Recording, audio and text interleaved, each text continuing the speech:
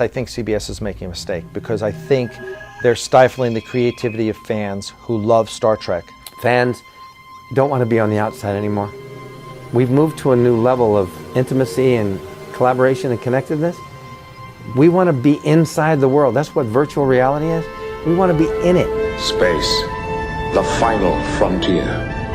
These are the voyages of the Starship Enterprise. Since its launch in 1966, Star Trek has inspired intense devotion from generations of fans, with 5 television series spanning 50 years and a 6th set to launch in 2017.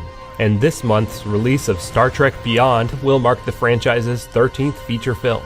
And that is just the official Star Trek product. Sensor scans.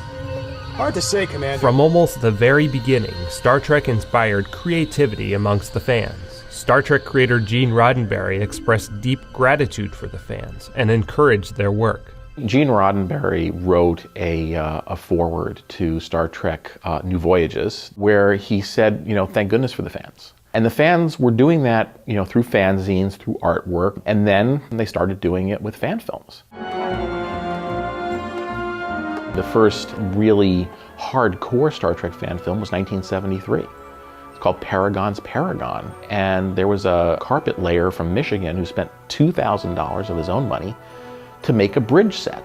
In 1985, fan filmmaker in Los Angeles actually got George Takei to play Sulu in his fan film called Yorktown. I'd say the true birth of the modern fan film happened in 2000 when Star Trek Hidden Frontier. They created 7 seasons.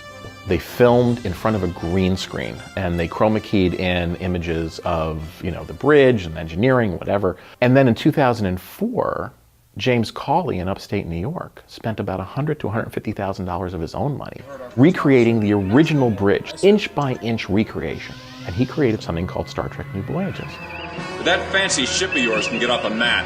It's time we finish this thing off. Aye, aye, Captain. Helm, firing position. So after New Voyages, there was this amazing proliferation of Star Trek fan films that started. There was Starship Exeter, there was Starship Farragut, Project Potemkin, Star Trek of Gods and Men, starred, amongst other people, Walter Koenig playing Chekhov, Nichelle Nichols playing Uhura. Eventually, you had huge productions like Star Trek Renegades, where it was a 90-minute movie. They had a Westwood theater premiere. The fan films were just getting bigger and bigger and bigger. All fan films share one thing, and it's this amazing passion for the subject matter. Alec Peters is the head of Axanar Productions and represents the latest iteration of the Star Trek fan film, one that to studios suddenly looks a lot less like harmless fandom and more like competition. A professionally shot, produced, and acted short film called Prelude to Axanar. The greatest challenge laying before us is to do what must be done without undoing the dream of the Federation. The video has 2.5 million views on YouTube, won 47 film festival awards all over the world. It's probably the most successful Star Trek fan film of all time. Fans were so impressed with Prelude to Axanar that they donated more than $400,000 towards the team's Kickstarter campaign to expand it into a feature film. And then, former Trek cast member and social media star George Takei posted his support on his massively popular Facebook page. George blasted out there, and in 24 hours we raised another $220,000. It was like one of those commercials where you see the odometer just start rolling. The Axanar team even landed Richard Hatch, not a Trek cast member, but the captain on another beloved sci-fi series, Battlestar Galactica. What does it feel like being part of the Star Trek universe after starring in both versions of Battlestar Galactica? Absolutely amazing. I love Star Trek, and being able to play such a deep, profound character as General Karn, absolutely astounding for me. With more than $1 million in the bank for Axanar between its Kickstarter and Indiegogo campaigns, Peters and his crew began construction on a full-fledged set and soundstage. Meanwhile, CBS and Paramount sprung into action. I wake up in the morning, I open my computer, I look at Facebook, and I see this article on Hollywood Reporter, and it says, CBS and Paramount sue Star Trek fan film. Then I realized, oh, that's probably us. CBS had started a war. The lawsuit alleged copyright infringement and demanded Axanar put an immediate stop to production. They also faced fines of up to $150,000 per violation. CBS declined to participate in this video, but referred us to an interview that their senior vice president of licensing gave to the official Star Trek podcast. The production started spiraling larger and larger. There's something of an arms race about how many Hollywood names could be attached, how many people that had previously worked on Trek, how many famous actors could you involve?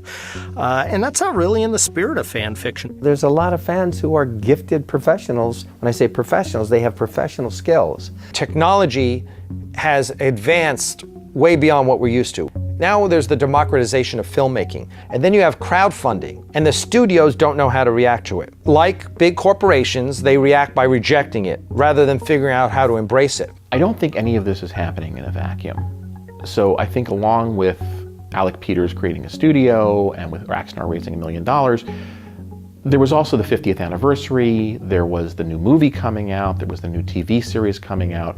There was probably a desire by the studio, let's concentrate on our Star Trek and not let fans have their Star Trek for a bit. People have gotten used to full, 1960s length episodes of, 50 minutes plus, 90-minute feature films. But that's what we do. But Peters believes that Axanar is protected by a legal concept known as fair use. There's certain types of speech that should be protected, and you should be able to use a certain amount of copyrighted works in order to accomplish things like commentary and critique. Dean Cheeley is a copyright attorney at the Donaldson and Califf firm. They represented the documentary Room 237, which consists almost entirely of footage from Stanley Kubrick's The Shining, but qualified as fair use because various interview subjects give a constant running commentary about the secret messages they believe are embedded in the film. The firm also represented Escape from Tomorrow, a movie shot on site at Disney's The Magic Kingdom without permission from Disney. And they notched a landmark fair use case when they defeated Yoko Ono, the wife of late Beatles star John Lennon. In the documentary Expelled, narrated by Ben Stein, they used a snippet from John Lennon's Imagine underneath archival footage of brutal communist and fascist regimes as a form of ironic commentary about anti-religious movements. These examples all comment upon the copyrighted content they utilize, but the Axanar case is not so straightforward, says Cheeley. We're often asked the question of whether or not fan films are covered by fair use. If it's using characters and plot lines and copyrighted elements to simply create a new original story, in this essence a prequel, it's unlikely that that would be a fair use. While legally I think that CBS may actually have a legitimate claim on its hands, I don't think it's in their best interest to pursue it. You don't want to police this type of fanzine to such extent that you're really disenfranchising your audience. Fan films should be allowed because they do nothing but promote the product.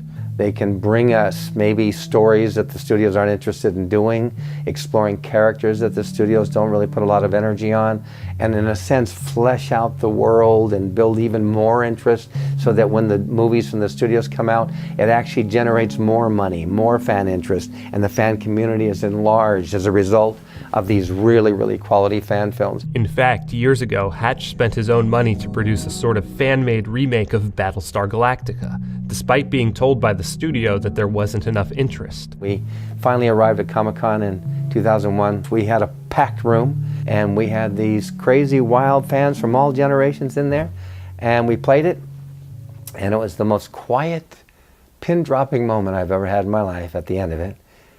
And then we got this explosion of clapping and screaming and yelling, and I thought, oh my God! He believes that the reaction to his fan film proved to Universal that there was an appetite for more Battlestar and helped lead to the 2004 reboot that ran for 4 seasons, spawned a spin-off, and now is being developed into a feature film. It kind of shows what you can do as with that passion of a fan, and I didn't know anything about producing, didn't know anything about directing, didn't know anything about any of those things back at that time, but I learned the hard way. After Star Trek directors J.J. Abrams and Justin Lin both expressed public support of Axanar, CBS and Paramount released a set of fan film guidelines. Some of the guidelines add involving disclaimers and policing the way filmmakers can title their movies.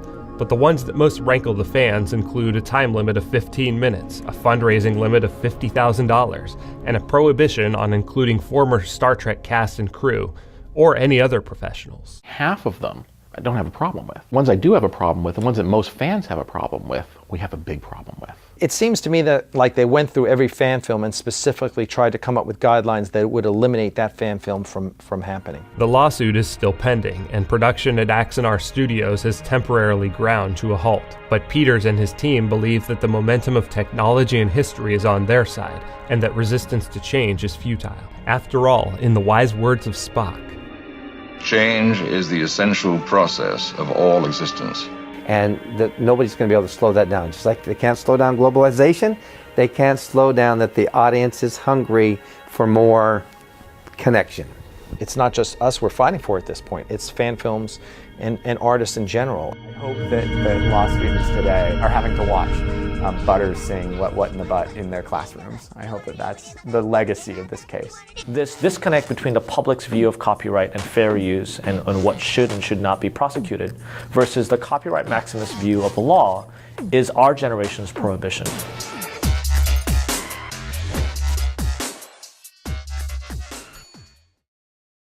Thank goodness for the fans. And the fans were doing that, through fanzines, through artwork, and then they started doing it with fan films. The first really hardcore Star Trek fan film was 1973. It's called Paragon's Paragon. And the reality is, we want to be in it. Space, the final frontier. These are the voyages of the Starship Enterprise. Since its launch in 1966, Star Trek has inspired intense devotion from generations of fans with 5 televisions. I think CBS is making a mistake because I think they're stifling the creativity of fans who love Star Trek. Fans don't want to be on the outside anymore. We've moved to a new level of intimacy and collaboration and connectedness. We want to be inside the world. That's what virtual. At the very beginning, Star Trek inspired creativity amongst the fans. Star Trek creator Gene Roddenberry expressed deep gratitude for the fans and encouraged their work. Gene Roddenberry wrote a foreword to Star Trek New Voyages, where he said, a series spanning 50 years and a 6th set to launch in 2017. And this month's release of Star Trek Beyond will mark the franchise's 13th feature film. And that is just the official Star Trek product. Sensor scans. Hard to say, Commander. From almost the